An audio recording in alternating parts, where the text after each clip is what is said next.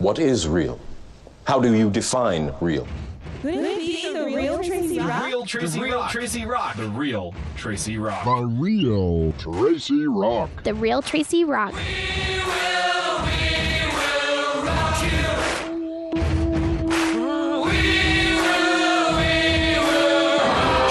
We are here live in the studio at Crawford Broadcasting in Denver, Colorado. Welcome to The Real Traci Rock, where we focus on our transparent love for Jesus while discussing real topics with real people. We thrive on reaching the broken and the beautiful by sharing real experiences and authentically answering your questions. This show is being guided by God, so it's time to open our hearts, minds, and spirits. Here's your host, The Real Traci Rock. All right, let's do this. Good evening. This is your host, the real Traci Rock. And, woo, you know, we've had our friend Kirk Samuels in the studio, and things get pretty darn real, that's for sure, because we talk about real relationships. That's what we're going to do tonight with our friend Kirk. It's about to go down.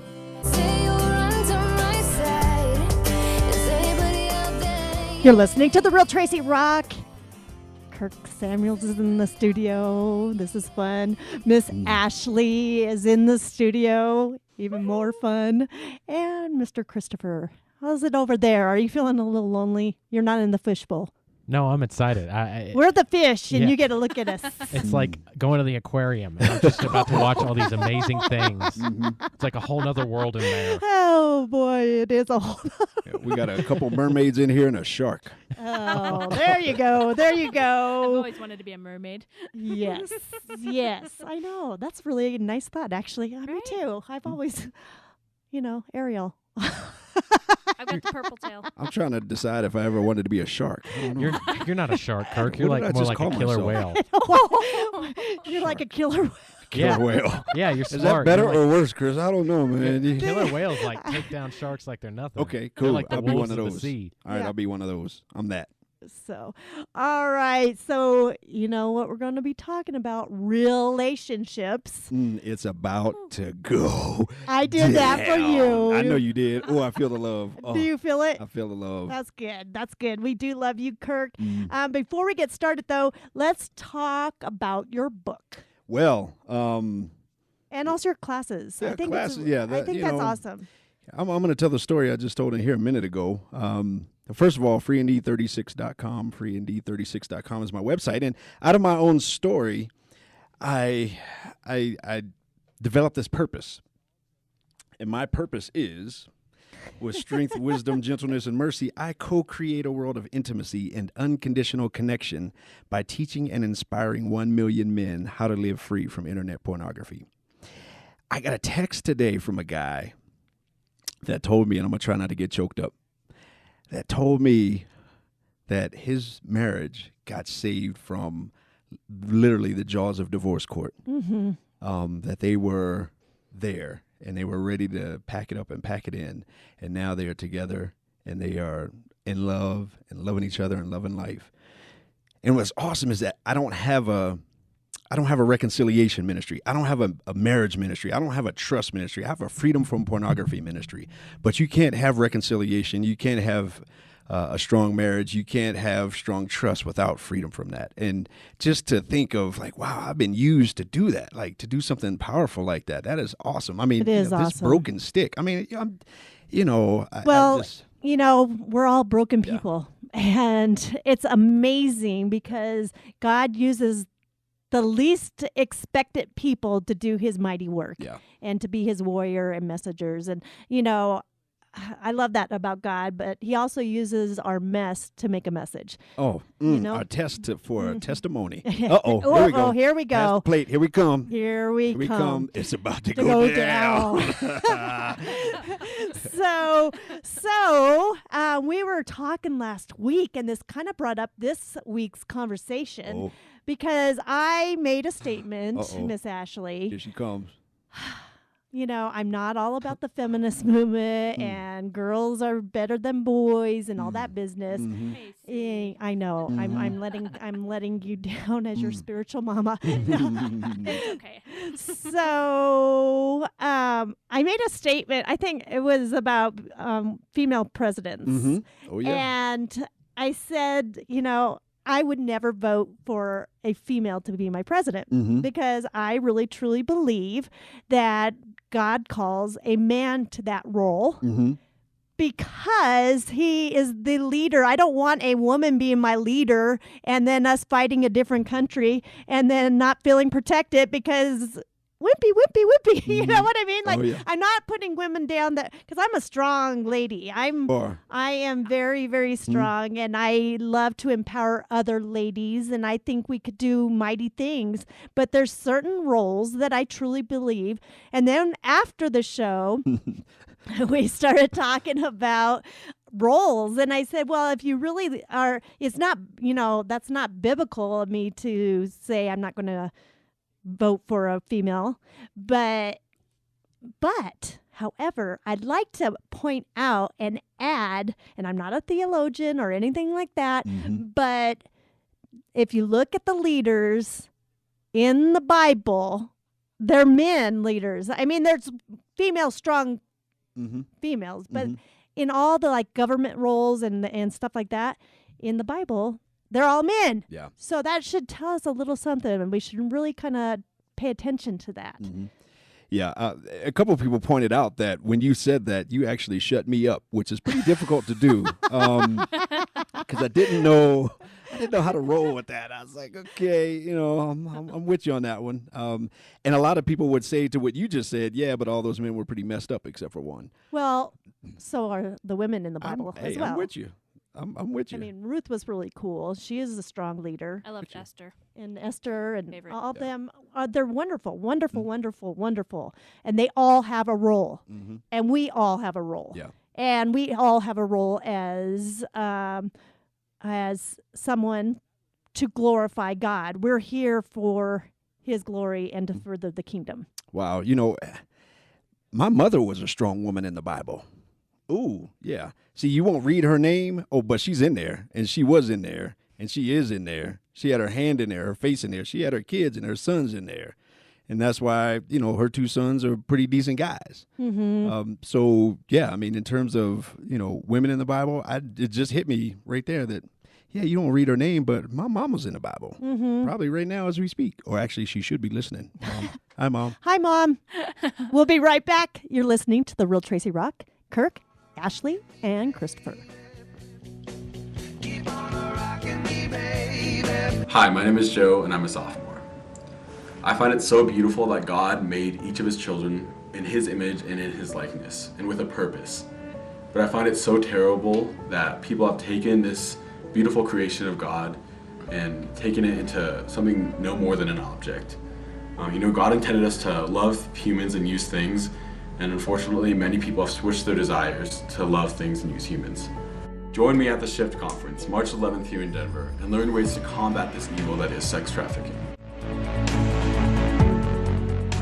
You're listening to The Real Tracy Rock, and that's the Shift Conference, which my friend here sitting right across from me will be speaking That's right. at this conference. That's right. Let's talk about it just for a second because I'm going to be just shouting it out constantly until March 11th. March 11th, it's going to be a fantastic conference. And actually, the kids are going to be in the studio tomorrow night, and they're going to be talking about why they're doing this, what's happening. And just a heads up, Denver is the second most trafficked city in America. Can't believe that. Wow. Denver. Wow. Denver. Really? Yeah. That's crazy. Isn't that Cowtown, Denver? Yeah, No, really? sad. So if anybody wants more information, they could either listen tomorrow night to the kids or they can go to shiftjustice.com. Shiftjustice.com. The Shift Conference. That's the day after my birthday. Oh, really? Oh, yeah. Oh, I'm bringing it. yay. I'm coming in a year older and a year wiser. I'm bringing it. I'm telling you.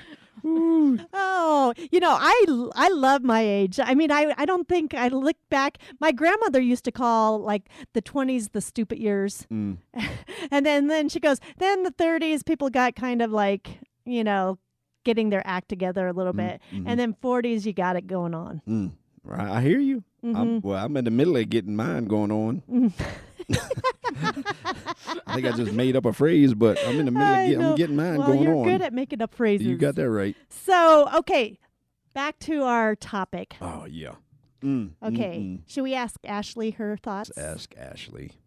It's Ask Ashley It's moment. Ask Ashley Day. I need like a theme song right here. There you go. Woohoo. Okay. I'm going to get grilled for this. That's okay. That we're good. We're used to it. Do you, And you know what? He just blames it on me, so. Do you? Oh, I surely do. Yeah, it's her show. I personally just think it just depends on the woman. There are the women who are very, wimpy, weak. And then there are the strong ones who will not be pushed over and will speak for what's right. It just depends to me. But everyone has their own thoughts. I'm not trying to, bring anyone down or bash anyone's opinion. That is not what I'm going to hear. That's not what I'm here to do. Right. But that is my personal opinion. And let the political correctness begin. We don't do PC here. We keep it real. We don't do PC here. Sit real. So the thing about men, though, that I've noticed, and we could thank Adam for this, is that men, many men are very, very, very passive. Yes.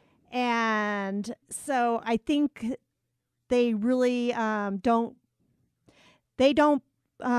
put out the role that God intended them to do, to be the leader of the family. But like we were talking last week, and this brought up more questions about roles, is the woman in the house taking over and being the boss. Yeah, because a gentleman doesn't force his way into anything. And if there's not a space in the family, a gentleman won't force his way into that space. So if she steps in and takes over that space, then she can't complain that he's not in that space. Maybe he's not in it because she's in it. So at some points in every dynamic, somebody has to be willing to step back so that someone else can step into that role, to that space, whatever that space is, and whatever that dynamic is between the two. That the two would complement each other, and it's not a matter of who can or can't, but sometimes it's who should or shouldn't, and that's based on giftings. That's based on kind of our nature in a way. But yeah, I mean, in terms of a quote unquote passive man. Again, some of that is, just the gentleman nature of, I'm not going to just elbow my way in here. No, there's got to be room. There's got to be room to do that. And if there's not room, then, okay, well, you do it and we'll see how that works out. Right. Well, and Jesus was a gentleman. And so I think that's why God, when you look at the love verse in Corinthians 13, well, the first thing is patience. And so, I think that's a really good hint right there as well, that, if, like you said, a gentleman won't push his way in. Yeah. He'll have patience and he'll work with her, but in a loving way, and honor her. And I think that will help a woman not to step on the toes of the man so that he can do his role. It's a catch-22. I mean, it is a catch-22. And by that, again, you can't blame, but on one hand, decide to do it yourself. I mean, there's actually a growing men's rights movement kind of going on in our country of groups of men that are kind of stepping forward and saying, wait a minute, maybe kind of the stereotypes and the narrative about the man is kind of incorrect, or maybe we have this thing upside down. Well, if you look at television, it glamorizes the man to be a wimpy boy. Yeah. Or the butt of the jokes. Yeah. He's the one that we all laugh at as a family. Raymond, that's a great example. You go through all the TV channels. I mean, and I don't watch a whole lot of TV, and that's part of the reason why, because, no, I don't want to be that stereotype, and I'm not that stereotype. But again, as a culture, if we're expecting that, then when that happens, we have to be prepared for it, and we can't be freaked out about it as well. We have to be accepting and willing of a dynamic man, a strong man going into that space, including, for a man to seek intimacy and to seek vulnerability. That can be a dangerous place for a woman. Like, wow, this guy is actually wanting to be transparent. He's actually wanting to be vulnerable. Well, that's kind of uncomfortable for me. I'm not used to that, and so I run. I mean, all of those dynamics, they all exist in our culture. But again, if we want that, then we have to be prepared for it, and we have to allow that to happen, and not just act like, wait a minute, this is different, so it's it's not right. Mm-hmm. Yeah. What do you think, Christopher? I see you getting ready to talk over there. You must have a thought. Well, this is a dicey subject, but we've never been one to, be PC, or as I like to say. Yeah, we're not PC here. I like to call it more PP because it's people pleasing. That's really what it is. Yeah. It's glorified people pleasing. And you know what? P squared. Exactly. There you go. Instead of C squared. Dr. Seuss it here tonight. I don't know. It's a tough subject, but I would like to point out that there are lots of passive men, and people will fill those roles if they see an opening and they feel like they could do a better job. And I mean, you look at God as a perfect example. God is a gentleman, and you look at his love as a perfect example in that. It's exclusive, but it's an inclusive exclusive love. It's like if I came up and I said, okay, I've got a Broncos ticket for every person who comes up to me and says they want one. It's conditional, but everybody is acceptable. Mm-hmm. And I feel like our roles are almost set apart in that way too, because God's thoughts are above ours, and he understands it in a different way. We all have our select job that he's made us for. And even God in the Trinity has their own roles. Doesn't mean one is above the other. They just act differently within the Godhead, Right. You hear about in the beginning, there was the Spirit of God hovering over the waters. There was, Jesus walking in the Garden of Eden, amongst Adam and Eve. Whenever you hear about, God in the flesh, it's reference to Jesus, even if it's pre-incarnate. And, you think of God the Father, he's kind of over the two, and it's like a ladder, but it doesn't mean one is over the other. Right. And I think people have a real problem with that and are deathly, nightmarishly afraid of the word submit. Right. When even God submits amongst the three of them. Right. Absolutely. Yeah. That dynamic of, the if you will, the roles of completing and complementing. I mean, we should complement each other. And it's not that we are not whole, but maybe we are wholer together. Because we complement each other, because I have my strengths, you have your strengths, whatever those strengths are. And so when we come together and we complement each other, then guess what? It makes it a lot more difficult to fight each other when I look at you as my teammate. Like, I need you because you complement me. You are strong where I am weak, and vice versa. Right. So when we step into that to that kind of mentality where I'm not here to compete, we're actually here to complete. I mean, there's power in that, that's where two come together and multiply. Absolutely. Teamwork makes the dream work. Boom. We'll be right back. You're listening to The Real Traci Rock. And I was going to go back to you, Ashley, about, what you said. It depends on the lady or the role of a lady. But one thing I want to make very clear is I'm not saying women aren't capable, because there are brilliant women and they are capable. However, I just feel like in my heart and my spirit, and this is my own personal opinion, is that I want a president that makes me feel protected and covered. Just like when I do get married someday and I have a husband, I want to feel protected. I want to be covered by my husband. And that is a covering that is biblical, And so for our country, I feel the same. I just feel like that should be the leader. And so I'm not saying, because I do see what you're saying in that perspective, but I think it just gives a perception of what people think automatically. And people's perceptions are different. What were you saying there about everything she just said, basically? I didn't want to try to repeat it because I'm going to mess it up if I do. And I'm like, that's my role. My role right now is to hand it over to Ashley. I was just going to say, I think it depends, because the woman needs to be chosen by God. If she's not, then she can't do it. And if she's chosen by God, then she will be given the capability and that's a great example, because look at Mary. She had Jesus. And so her role was huge. She had a huge role. Well, and then there's Esther. being Right. picked by King Xerxes. So, I mean, there's huge roles that women do play, but I also feel like they're not, and they're leaders in their own right, and they're leaders in their own way, the way God called them. That's a great point, Miss Ashley.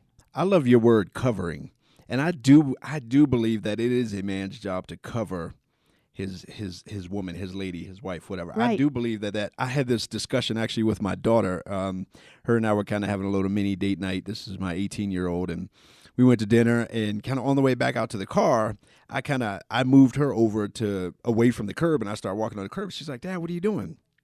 I said, here's a chivalry lesson for you.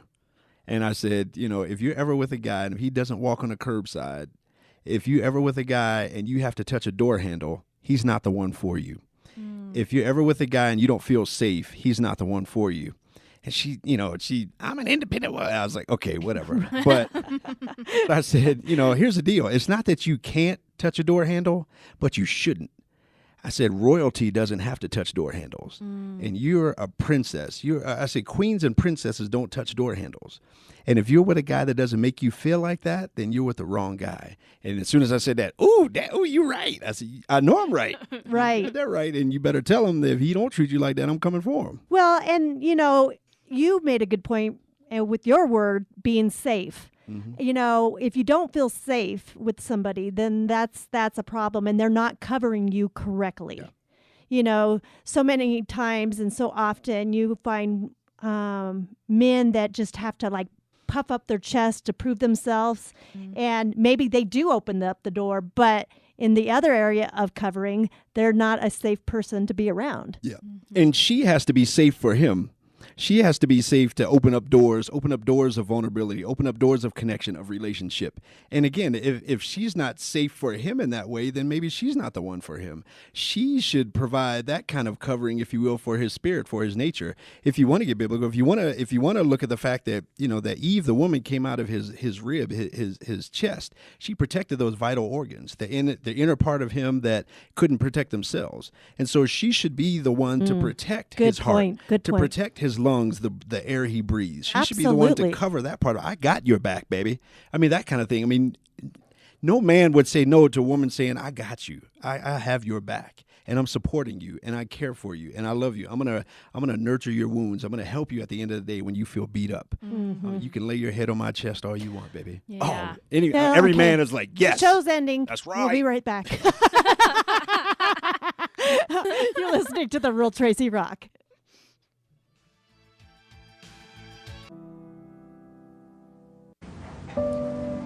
My name is Aubrey. I'm a junior in high school, and in 6th grade I was introduced to the issue of human trafficking here in the U.S. and around the world. And I knew right then that I had to fight it and I had to make a difference and make a change.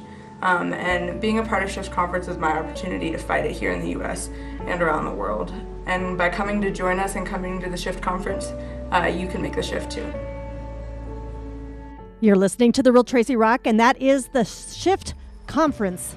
That's hard to say. Say that 3 times really fast. Don't do that. Don't do that. That'd be too hard. No. Shift Don't do that. Conference. Don't do that. For information, you can go to shiftjustice.com. I'm excited for that. March 11th, you're going to be speaking, Mr. Yes, I Kirk. am. And I'm going to drop it like, I'm telling you. I know. And we'll be Crush out there that as thing. well. So I can't wait. And I'm so passionate about trafficking. And, well, one of my top topics that I'm so passionate about is domestic violence, but I also love when we bring awareness to sex trafficking and what's happening here, especially here in Denver. Yeah. Slavery anywhere is slavery everywhere. Yeah. And I don't care what the numbers are. If it's one, but that one is in your house, one is enough. It's effective. Yep. It's important. Yep, for sure. I'm excited about that thing. That's yes, March 11th. That's gonna be a good day. Come actually see us in person. So that'll be a good day. Yeah. Okay, so how about this? And we'll go around the clock here. We'll start with Christopher. What do you think about what role God is calling you to right now? Uh-oh. Well, I'm probably going to get this. Yep, I'm already getting the stare from Ashley because she's seen it and I've seen it. I don't know where some of this stuff comes from, and y'all have kind of seen it more on a daily basis, Tracy and definitely Ashley. Of, a perfect example is just, the little tiny bits that God speaks through me here, and then now doing the pieces I do on the KLTT Facebook page, God speaks some lessons to me. And, I mean, I know they fit me every single day, so I just kind of pass them along like, hey, here's your little nugget if you want some of it, because I know I got something out of it. And, you know, I've had, you know, my pastor, I've had Ashley has told me repeatedly, I've had multiple sources say, hey, why aren't you in seminary? And I just feel called to where I'm at right now to do the ministry I'm in, which thank God you picked me that day. Aww. I never would have imagined this is what would have come out of being your board operator, and I am thankful for every single night and every single pre-recording too. Those count too. So, and it's just we do amazing. a lot of work, and I don't think people realize, you know, all that we do, but it's not for us. It's not for us to be the heroes, and to, that's not our role, you know, and I think, you know, people are like, oh, it's only 1 hour, but there's so much that goes to that, you know, and the pre-recordings are even longer than an hour. And so it's a lot of work, but it's so great if we're doing our job correctly and doing our role as each of us do, and our team here. Exactly. Teamwork. Even the guy that shows up with coffee right Yes. before airtime and pound cakes. Pound cakes. Even that and guy. Treats galore. Teamwork. Teamwork makes the dream work. That's what I'm saying. So, For sure. So to answer your question, I feel like maybe I'm being called to be a teachable teacher. Maybe that's the best way I could think of putting it. Because, you know, and passing it along. Because as you like to say, Tracy, our story, his glory. Our story for his glory. Yeah. So what about you, Miss Ashley? So, well, y'all are getting married. What? And so you're going to have roles of husband and wife. And what are you learning through your premarital counseling? Well, I have to say, I wasn't always a Christian. I wasn't raised Christian. I became one about 4 years ago now, I think. Yeah, 2013. So when I was here before becoming a Christian, wives submit to your husbands. It's like, whoa, what? What was that? What? No.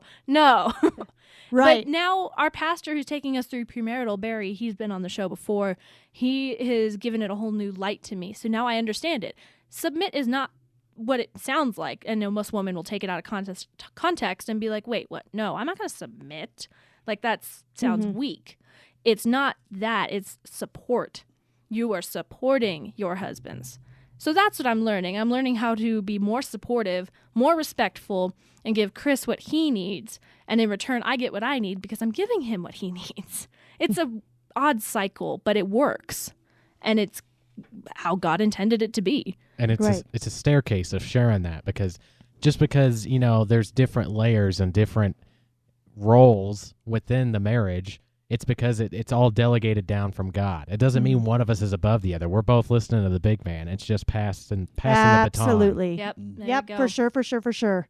Yep. And that's kind of like I was talking earlier about, you know, when the other, like the male is puffing out his chest, trying to say, I'm tougher than you kind of person. That's probably not a very healthy place to be in a relationship. So. Yeah. It's also not healthy when women do the same thing. I was just thinking that, actually. See? I am tougher. Oh, we're on that. You probably could with me. You probably could. I could, yeah. You probably, and there is a female strength, because let me tell you, if men had to deliver babies, there would have been one. I'm just messing. What was that, Christopher? Well, and y'all, I think, mentioned last week, what takes more strength? To submit and to listen to what God is guiding you to do, or to do your own thing? I mean, what is easier and what is tougher? What is the hard road, and what is the road that everything in this world is telling you to do? Mm-hmm. And but what's also the most rewarding? Exactly. It's hard to submit. You know, it's hard for us to, even in our individual relationships with God, it's not always easy doing what God wants us to do. So I just got to mention, I totally have forgotten all night to open up the lines. I forget because we don't always open up the lines. But if anyone wants to put their 2 cents in before we end here tonight, they can. 303-455 0777. So that's 303-455-0777. You know, I got to start opening up the lines when you're with us, Kirk, because, you know, I know we have listeners out there that are like wanting to jump in and rebuttal some of our statements. Yeah. So, and we also need a 2-hour show. Absolutely. She's pining for it. Just yes, saying. we're in the process. So, What are we going to do when we're on TV one day? I don't know. I don't know. It's going to be great, though. Be cool. It's going to be very cool. Yeah. So, what about you? What's calling you in your role right now? With strength, wisdom, gentleness, and mercy, I am co-created. I co-create a world of intimacy and unconditional connection by teaching and inspiring 1 million men how to live free from internet pornography. My job, my purpose is to help create a world where we are intimate, where we are vulnerable, where we are connected. Because without those, you can't have relationship. And we are relational beings. We're created for relationship. And that is my job. That is my purpose. And whatever I have to do to make that happen, I'm willing to do. And Right. sometimes that means being alone, ironically. Sometimes that means being in a room full of people, ironically. Sometimes that means, you know, having some of those bad days that I have to go through. But either way, that's my role and that's my purpose, and I'm sticking with that. Mm-hmm.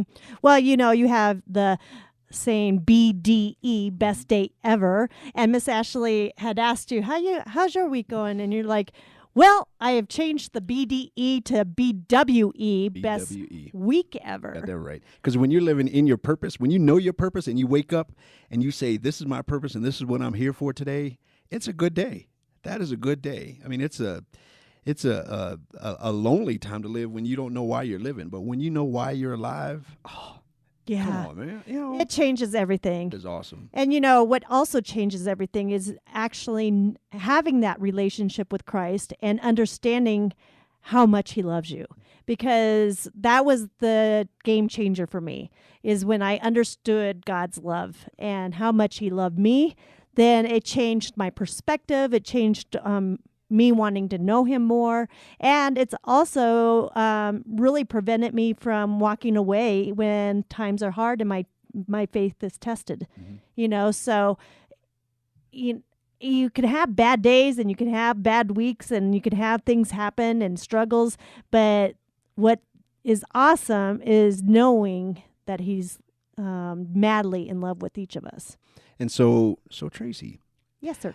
How do you plan on seeking your role through the rest of your life? Oh my goodness. What is your role? My role, I'm in my role right now, I believe. Good at it, by the way. Mm-hmm. For real, you're true. You're good at it. Thank you. I agree. So, I just my ordeal on a minute by minute basis, because you know I could be all good in the morning, and by 10 o'clock I can be doing my own thing, and so it's really I have to be very, very intentional about asking God if I'm glorifying him. And if I'm not glorifying him in that minute, then there's something wrong and I got to readjust. So for me to be who God intended me to be and my role here on this earth, I have to readjust myself on a constant basis and just be very intentional about each minute and ask myself, I'm constantly talking to God and I'm constantly asking myself, is this choice going to glorify him? And like I said, if I'm not doing that, it's obvious because by 10 o'clock in the morning, I'm doing my own thing, living out the flesh, and it's gone. So it sounds like you love who you see in the mirror, but you're constantly working on what you see in the mirror. Absolutely. And I did a show. I think I shared this with y'all. I did a show saying I love myself. And it wasn't that I love myself and I'm all prideful and I'm all that in a bag of chips and I'm better than everybody else.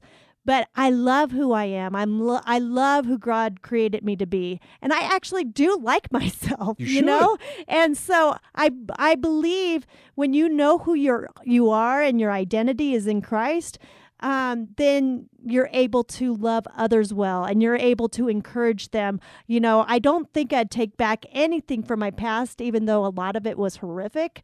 I wouldn't take it back because now I'm able to speak life into somebody else and I'm able to share my testimony to maybe perhaps help them get out of their rut. Yeah.